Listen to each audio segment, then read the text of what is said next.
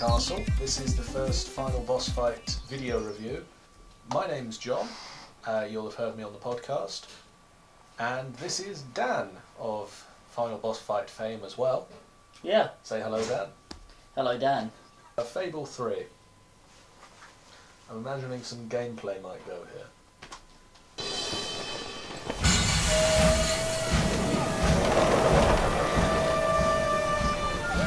The age of industry has come to Albion.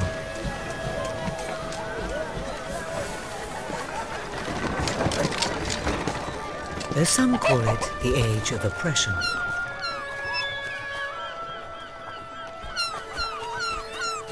Fable 3, I'm enjoying it so far. It wasn't a game I was going to buy. I was going to completely miss out on Fable. No, I didn't actually. Sarah got it for me. Mazel tov. Mazel tov, indeed. It's So how far through it are you? How much have you played? Played about 13 hours worth. I have a problem with games that seem quite easy in nature, in that I just play them and want to 100% them. I just go, right, well, this isn't going to be a problem, I'm going to 100% this. And so I make sure that I cross every T and dot every I, and that's what I'm doing with Fable. And so I'm about, like I said, 13 hours in. I haven't overthrown yet. Your brother. Spoiler. Your brother. The king. The king. Yeah, haven't overthrown the king yet. I'm still leading the revolution. I've made it to Bowerstone. I'm doing some stuff in Bowerstone. I'm doing some quests, making some friends. Are you know how being it a is. hero or a not very nice guy? Anti-hero. Oh wait, no, an anti-hero would be a very. It depends on the terms. Yeah. Are you being a nice guy or a not nice guy? I'm being nice. I always am. It's harder. Well, it's not harder, but it's whatever. What about you, John? I've completed the main story. So I like to say I've completed Fable, but that annoys people who know that Fable is not a game you complete. Compared to Fable 2? Take it you guys have played Fable 2? Fable 3 is a lot less social. Fable 3, Yes. in my opinion, I'm here as the hater. You know.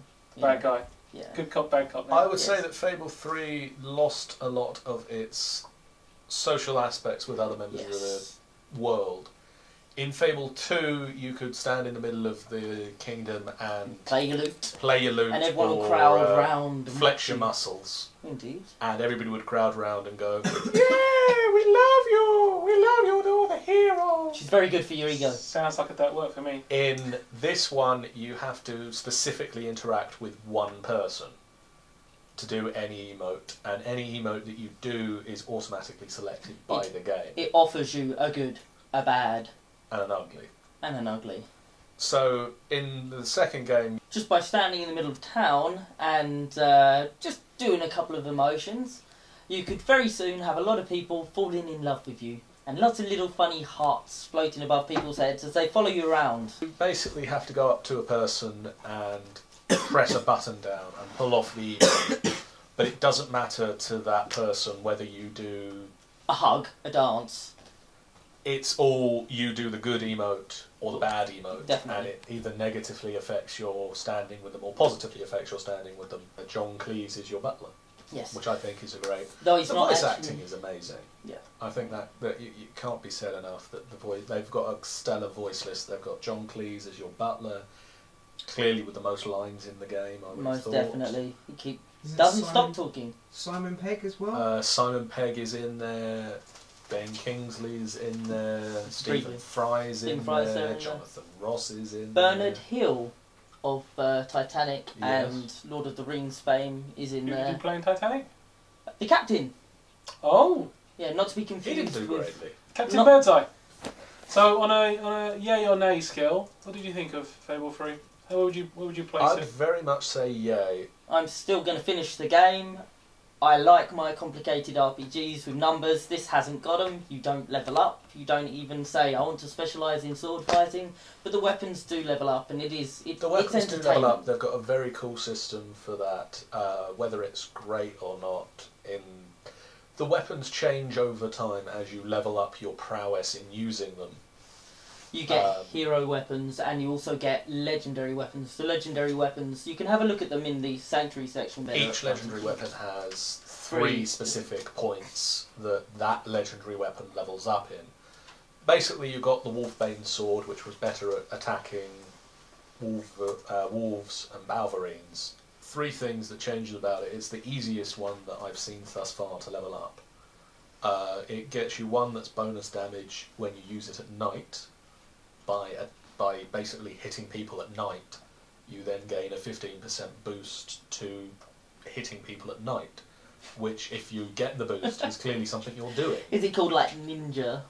That'd be pretty fantastic. I think it's like Moonshine or Moonglow or something. Moonshine. It makes you progressively more drunk as you hit people. Yeah, something like that. Till you go blind. And then each time you get one of those, it changes the cosmetic look of the sword, as well as giving you the bonus to it. And the hero swords as well. You start with a kind of generic weapon sword, of each type. Axe, hammer. If pistol, you use certain spells a lot, or certain abilities or expressions, I would assume as well. Expressions, interactions with other people. It mutates it. So I was using the hero sword for a while because I didn't bother with any of the legendary stuff because of my hatred of the loss of an inventory system. And my hero sword actually became better because I was, at the time, possibly going for the magic spell related achievement that was there. And so I used a lot of fireballs in killing the enemy, and so my sword became fire empowered. Okay, so on a final note, guys. On a final note, we didn't discuss how we were going to final. No, we changed the subject back to other stuff. Let's I'd very much say, yay, go out and buy it. It's a greatly humorous game. It's a simple system, but there's some complexities in there. There's the whole property management system. I do like that. I do like the fact that you can buy almost every building in the game. Every shop. That caters to my megalomania. Because you're crazy. Something like that. There is a morality system, however limited that may be.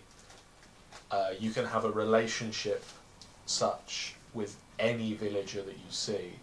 You can develop, you can make them hate you, or you can make them love you.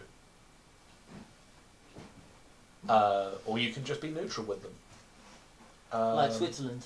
Like Switzerland. And you, Dan? I'd give it a wiggle. It's definitely worth a rent. If you do stumble across a cheap copy, don't kill me, Peter Molyneux.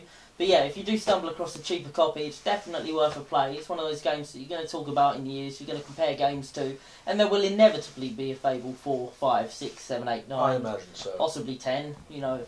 I'd definitely say that if you do get it, look into the co-op side of things.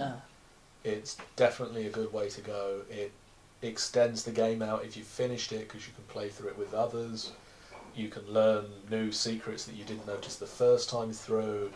If you can play on the same Xbox, or if you play on a separate Xbox, you can, in theory, go off to the entire other side of the map and do something entirely separate from the main character.